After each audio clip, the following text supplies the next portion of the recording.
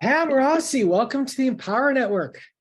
Oh, I'm so excited to be here. Thank you so much, Amos, for doing this. Well, thank you. I'm so excited because your story and all the things you were just telling me, like what you've done and now what you're doing, this is going to be relevant to a lot of people in the group. So, because you actually currently have a program that teaches people how to record their Uh, own. yes, kind of record.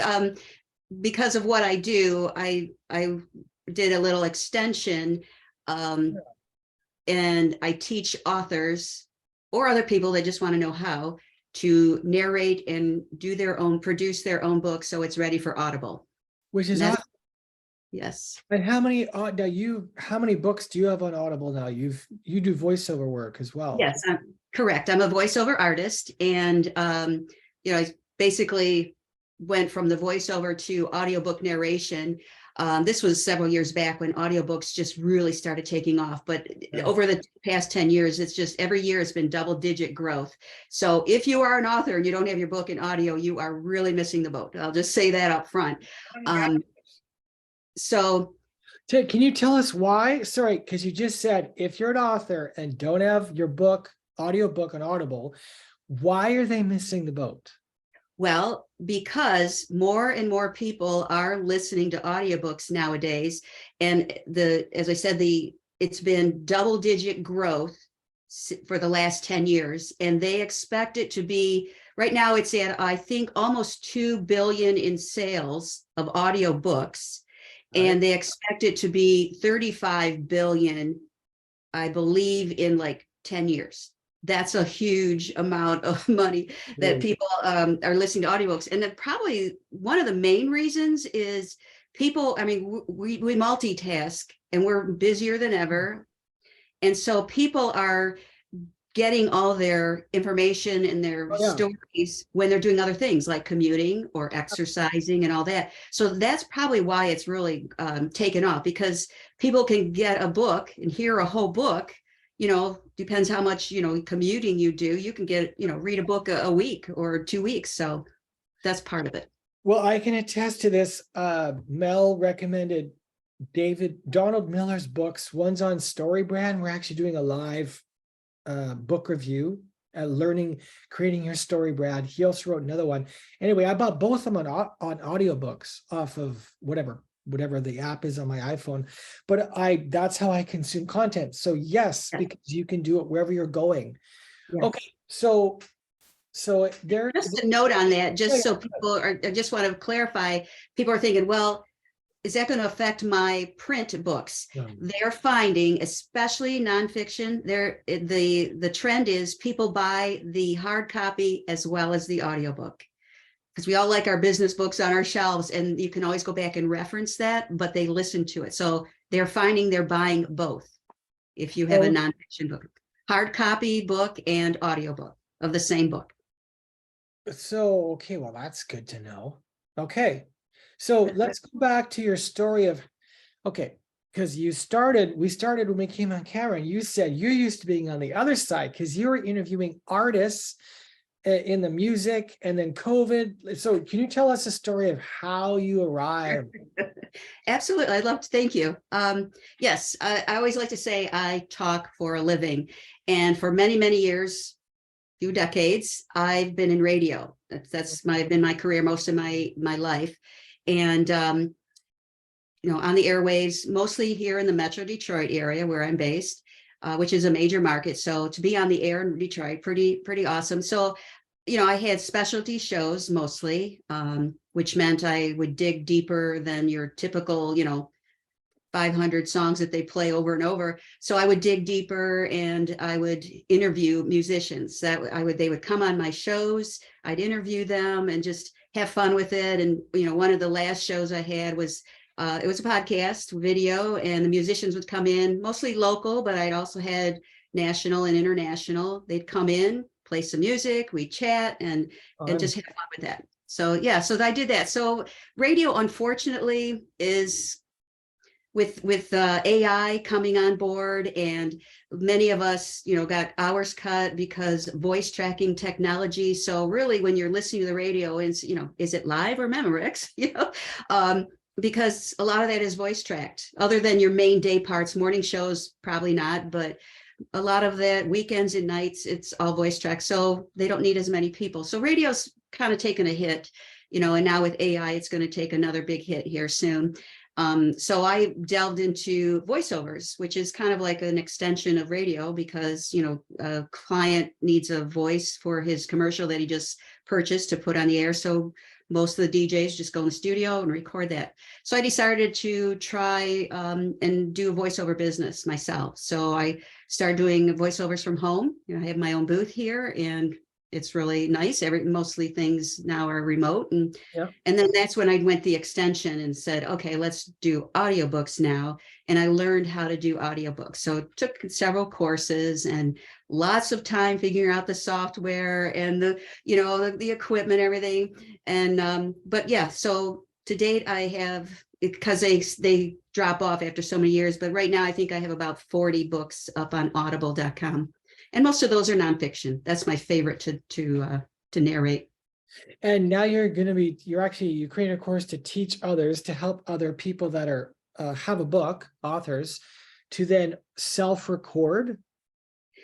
Yeah, what I do, so I decided to, why not teach the authors how to narrate and produce their own books? Yeah. I mean, if you're an author, particularly nonfiction, it works better for nonfiction. You can still do it fiction, but you're the one that wrote the book. You're the one that knows the material, and you're the most passionate about it. So I thought, why not teach authors how to do it? So my course is designed to go through that equipment, what you need. Okay. Yeah. All the softwares. I literally have on my screen, you can see, I'm explaining, make sure this is set this way and that way, and how to do quick editing. So I show you the editing part to make it, save a ton of time. And I go through all those steps, and I teach you how it's ready for Audible, because the platform that I use is called ACX, Audible Creative Exchange, and that is owned by Audible, and Audible is owned by Amazon. And so, yeah, perfect. So that's how I do most of my books, is on the ACX platform. And I teach you how to make sure that all the specs are right, set up, because if it's not the right specs that they need, they'll kick back your book and say, this doesn't work for us. So I teach everybody how to get it ready for Audible. And all you have to do is boom. Perfect. So you had to shift quite a bit though, because you were in radio, and then you said COVID, and then you lost your job, and then suddenly that's a big deal to have to shift. That's not an easy thing. No. Yeah. The main thing is I really miss radio. Once you're on the air and you have that in your blood, it's just so hard not to go back to that. So I'm still would love to get back on radio. That's my goal. But in the meantime, I'm doing voiceovers, and especially the non-broadcast part of voiceovers. That's what my favorite thing is which means I don't do the commercials, like radio and TV commercials. I mean, I'll do them if someone pays me, and I'll do them for you. Of course, right? But I prefer like the e-learning, the HR trainings every company may have, doing those modules, or if you have a website and you have a video on there, I'll do the voice behind it or behind the pictures or something. So that's the types I'd like to do most of all. Did you know, like when you were young, like a kid, that you would be doing this? Like you got into radio because of your love for music, or what was? Actually, it's funny because I didn't know what I was going to do, to be honest. And when I went to college, I was just doing a basic college. I didn't know what I was going to do. And a friend who graduated a year before me at high school, he worked at the college radio station, and he said, hey, I need a female voice. I'm doing this promo for this program, whatever. And can you do that? I was like, absolutely. And so I'm there with the microphone, and I'm doing the female parts, and he's doing the male parts. And I was like, this is cool. Yeah. So I basically stayed on and worked at the radio station there. And it's the funny part is, when it's getting close to graduation, probably another year to go, and I'm still working at the station, it's like, okay, I got to figure out what I'm doing here. And I literally called up a radio station and said, hey, could you play, I don't even remember what the song was. This is mid 80s. I said, could you play blah, blah, blah. And he says, yeah, sure. I'll put that on my list. And then he said, what, anything else? I said, sure. How do I get a job there? And basically I was in that studio that afternoon with the program director. And he said, well, I don't have anything right now, but okay. Didn't have a demo made or anything, so you can hear me. And called me back like 4 hours later and said, could you be on the air this weekend? He liked my voice. Seriously? And seriously. It was so cool. I was like, sure. I was a mess. It was probably not the best show ever. I wish I had, a recording of it, because I'm sure it would be pretty funny to listen to now, but that's how I got hired my first paid gig. You just went for it. I went for it. I did that many times. I just went for it. So yeah. Yeah, because like what you're taught, you're saying all this stuff. Yeah, now I have a program, I'm going to help people, and I just did all these books, blah, blah. Clearly, your personality, you're not afraid to jump. Okay. Well, okay, you might be afraid, but you're doing it. Like a lot of people are afraid they don't do it, but you're doing it. Yes. I was thinking back, because I actually have 2 books I'm trying to write. And so I was thinking back about my life and everything. And it's like, you know what? I really am a badass sometimes, because I wouldn't have done this or I wouldn't have done that. And I could say that, right? Yeah. Oh yeah, yeah. Yeah. Good So for, yeah. good for I mean, you. everything didn't always turn out, but I had to go for it. So yeah. Where did you develop that? As a kid, were you like that as a kid in your family? Where did that come from? That's a good Adaptability. question. Well, my mom and dad owned businesses, so I saw that part of it. But I'm one of 7 girls, no brothers. So we kind of had to, jump in if you needed something or wanted something, because that, 9 people in the family. So maybe there. That's a good question. I hadn't really thought about it. Well, because we learn it somewhere, and sometimes people are forced and life happens, and then they're like, well, I'm either dead or I have to. But a lot of times it's learned as a kid in dynamics too, and family. And yeah, that's okay. Okay. So let's cover this now. Can people get in contact with you? Is Facebook fine? Are on here? Are you running a group yet for?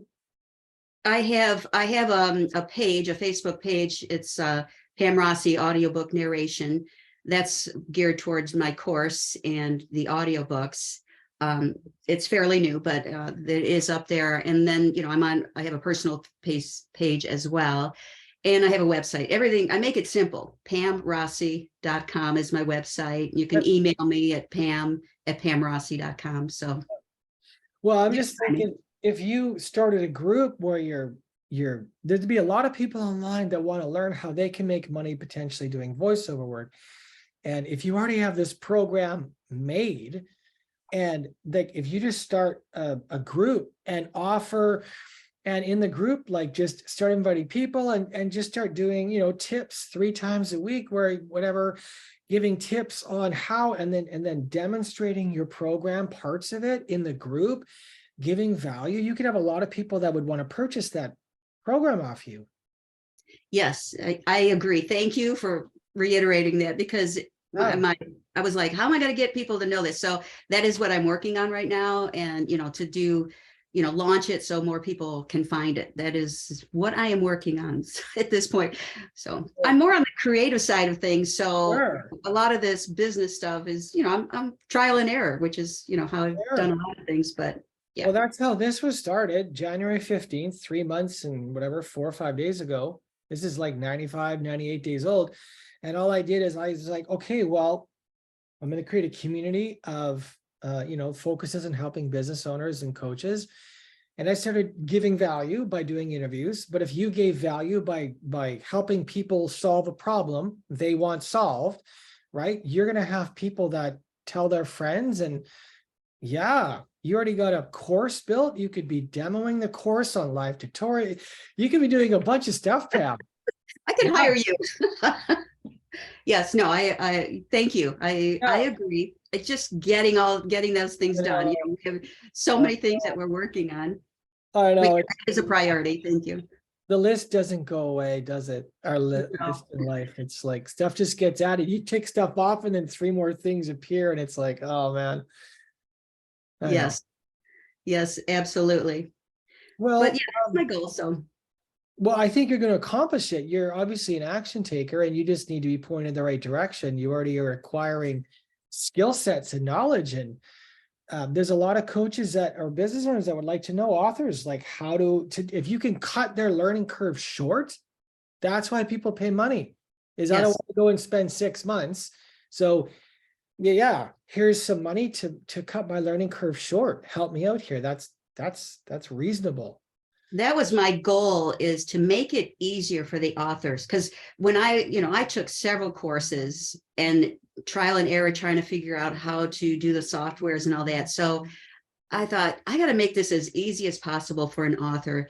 And, and I touch on why you need your book in audio format, the players in the whole bit. I explain a few of those there. And then I go through all the things you need, the equipment, the software, and then how to use all those things. And then I touch on voice care and voice warm-ups. And I give tips on the genres, fiction versus nonfiction, and how to differentiate those two things. So it's quite a good course. It just needs to get into people's hands at this point. Well, I think if you create a Facebook group and just give value, they're going to come because you're help them solve their problems. And then people will start asking you, even if you weren't, you already set up for success, Pam. I think you just have to start, in my opinion, and then it's going to take off. So what is Thank it? you. There's a saying, if you help enough people solve their problems, they'll solve there's something about that. I don't know what Something it about that. Yeah, that sounds familiar. Yes. is. I think I remember something about that. Yes, absolutely. Well, is there anything else you'd like to talk about today? Well, it's just so many things are, I've kind of followed a path, Mhm. and I've done different things to stay on that path, and now there's just little branches I'm trying to go off on. So I want to be able to help people, and I thought doing this course would be, because there's so many good authors out there, and to do it in their own voice, and I thought this is the perfect thing. And so I'm just gearing that way, and you've given me some great suggestions. Thank you for that. I'm going to work on that, and I still want to do keep I guess it's the entrepreneurial in me that just like, okay, that's not quite enough. I still want to be on radio and do a podcast. I always wanted to do a podcast like I did on the radio, but unfortunately, because of the BMI and ASCAP, that you have to pay royalties, it's like there's no way I would be able to afford to do that, because that's really expensive. Um, but I'll figure it out somewhere, to be back on the airwaves somehow, Hmm. somewhere. I can even see you, man, you could even have, wow, what if you started, okay, so you grow your Facebook group, you start getting sales, you start getting testimonials from authors who've taken your thing and you've cut short their learning curve, and then what if you created like like a radio thing that was like where you're going live with the authors and they're each reading a chapter or snippet of their you play maybe, or they read it live, but you incorporate the audio with them. It would give them value. You could also be the lady who hosts these amazing authors that have all taken your program, and it can be part of a tiered system you scale up to. So it could just be really way of giving value, and they would pay you for that because, yeah. I like that. Just have the authors read a snippet from their books. Oh, that Yeah. is good. Well, it could be marketing, right? So you sell them your package, you got entry level, here's my package, my course that helps you cut short your learning curve as an author to get your thing recorded. Great. Then the next one up, you could have a thing where it's more hands-on. So this is maybe includes like some group coaching where it's one to many, so it's not much of your time. Then the next one up could be like where but there's a bit of one-on-one coaching, X amount of hours to walk you through in case you get hung up. And then maybe the next one, the next tier up is all of that. Plus, maybe you invite all of them or some of them onto something else you're launching where it's like you want to, as an author, get on the Pam Rossi show because, and maybe that's a show that it targets authors in the whatever genres. And where you talk about, they talk about their experience of the audiobooks and they read a little bit of their book. And so you're promoting them, but you're also very niche down that you help authors discover their voice, find their voice and record their books so that, because based on all the market stats you're saying, we are at X billion and we're going to this billion. So get ahead of the curve, don't miss out. And that could be your unique selling proposition. Yeah. For sure. Oh, do you manage businesses? The way you explain all that out, it's like, oh, this guy's good. No, I don't manage. No, I just try to manage my own life, but I like giving people creative ideas, and I think you have something there that you should pursue. So, absolutely, great ideas. Thank you. Thank you. You're welcome. Well, if you've been watching the Empower Network, this is Pam Rossi. And if you're an author or you're considering being an author, make sure you reach out to her because she's probably going to be starting a Facebook group where she gives tips and tricks and shows you how to do this and also is launching a course. Pam, it was a pleasure having you and just hearing you about your tenaciousness and your adaptability as life happens. We have to do that. Got to keep on keeping on, as they say. So yes, and thank you for doing this too. I mean, this is really appreciative that I appreciate you're able to, share all of our stories and what we do and everything with everybody in this group. So that's really cool. Thank you for doing that. My pleasure. My pleasure. Okay, well, I'm going to message you after, Pam. And thanks everyone for watching Pam Rossi on the Empower Network. Chat soon, Pam. Thank you. Thank you, Amos.